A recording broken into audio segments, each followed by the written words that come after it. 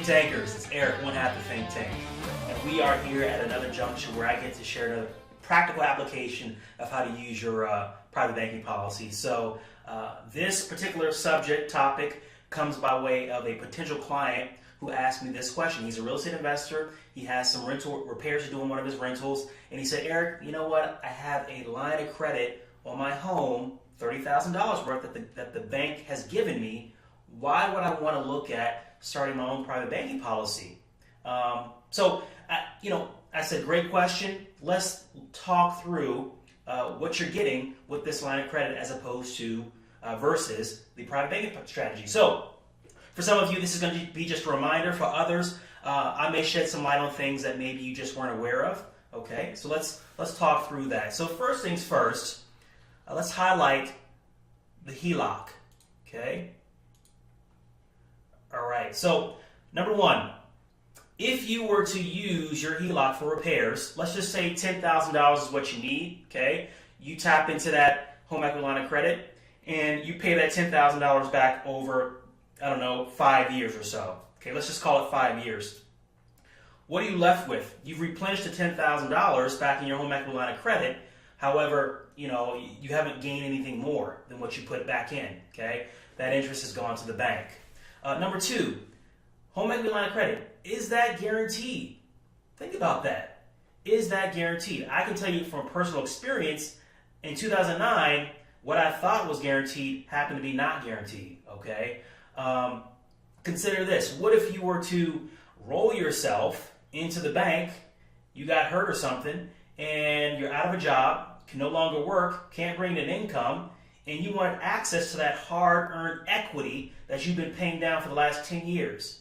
Do you think the bank would be willing to extend you that credit? Absolutely not. They got to know they're going to get paid back. And in that case, there's a risk. And so they're absolutely within their right to say no. And oftentimes they do.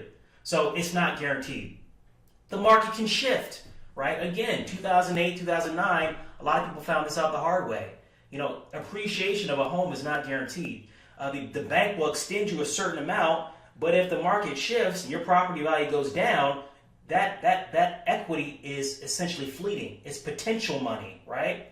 Loan payback's non-negotiable. Again, we are working with the bank that is setting the terms. You are on a payback schedule, and if you deviate from that schedule, there are going to be certain penalties, certain fees that are going to be assessed. It could affect your credit score, which has ripple effects with a lot of the things that we do day to day. Okay.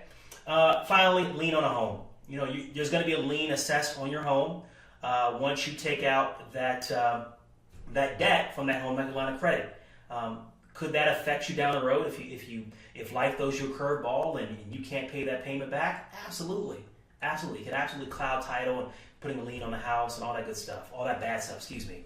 All right, so let's compare that to the banking policy. Okay. Again, taking into account that same $10,000 that you needed to make that repair and that rental, and paying it back over 5 years. Well, guess what? Okay. Because your money's working in two places, because you are tapping in to the insurance company's money, they're giving you that money and they're keeping your cash value growing for you over 5 years, you are $1,400 ahead. Yes, there's an interest rate on that money that you pay back, okay, which you can defer, you can do anything you want, right? But because of the compounding within the policy and the amortizing at which you're paying down that loan, that's where we get that arbitrage. That's where we get that $1,400 of increased dollars over those 5 years. Again, the method in which that payment is the interest is being assessed. That's why we get that. That's why we come ahead $1,400. We can talk about that another time.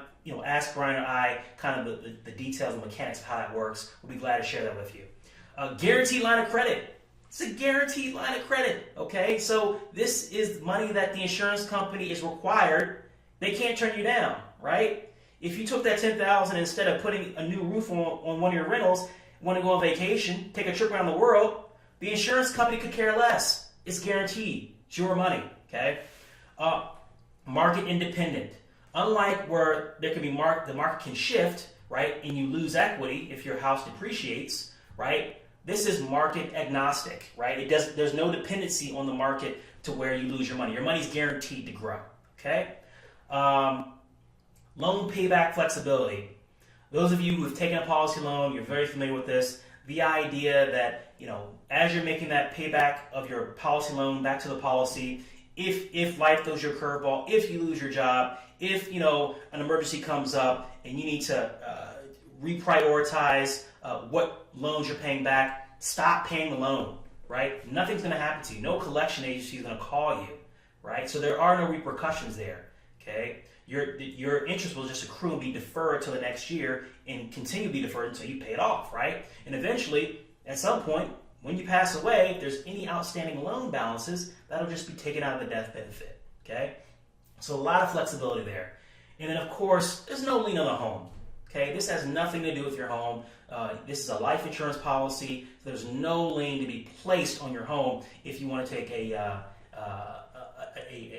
access that money and apply it to a rental, okay? So hopefully that makes sense. Again, the biggest takeaway from this, in my opinion, is you have options.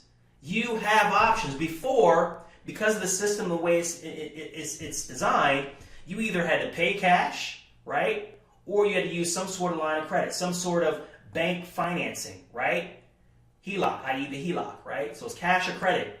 Now you have this amazing third option, this amazing option to where you can go to your own private banking structure, that being your policy, tap into that, okay? And there's power in having options, okay? Most people aren't given that option. Most people don't have that option, and you do, Think Tanker. All right, hopefully that made sense. If you have any questions, feel free to reach out to myself or Brian, and make comments in the, give me feedback in the comments. I'd love to hear from you and what your thoughts are on this, okay? All right, with that said, Think Tankers, your prosperity. Thank you.